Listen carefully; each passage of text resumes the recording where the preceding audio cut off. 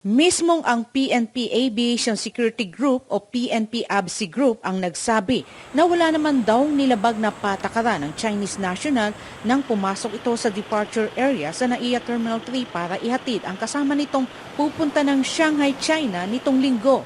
Robbery extortion ang isinampalaban sa mga inirereklamong airport police sa Pasay Prosecutor's Office araw ng Martes. Sinabi nga ni PNP ABSI Group Chief Terminal Lieutenant Colonel Alfred Lim na kung hindi otorisadong pumasok sa isang particular na area ang sinuman ay pwede naman itong pagsabihan o sitahin pero hindi dapat pagmultahin o hingan ng anumang halaga.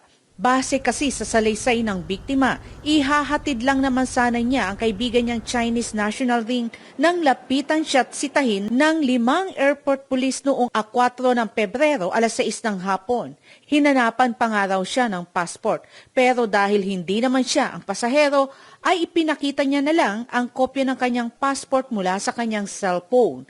Pero hindi raw pumayag ang mga miyembro ng APD. At sa halip, dinala siya sa ika-4 na palapag ng Terminal 3 at doon ay gumamit pa ng translator app ang mga suspect para sabihing makukulong siya kung hindi magbibigay ng 15,000 kapalit ng kanyang kalayaan. Sa takot ng biktima, napilitan daw itong magbigay ng 15,000 sa mga otoridad.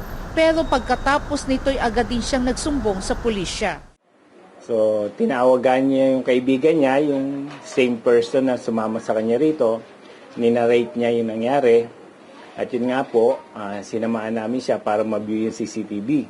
So pag-view po ng CCTV, may representative po doon yung APD, together ng ating investigador, yung victim, at saka yung interpreter. At that point po, tinuturo niya one by one doon sa CCTV kung sino yung mga tao. Pinuntahan na rin ng pulisya ang tanggapan ng APD pero hindi na mahagilap ang mga isinasangkot ng biktima. So, nag-conduct po sana kami ng follow-up operation for possible apprehension and arrest ng mga tao. Pinuntahan namin, wala sila sa mga post nila. And we coordinated with the Office of APD.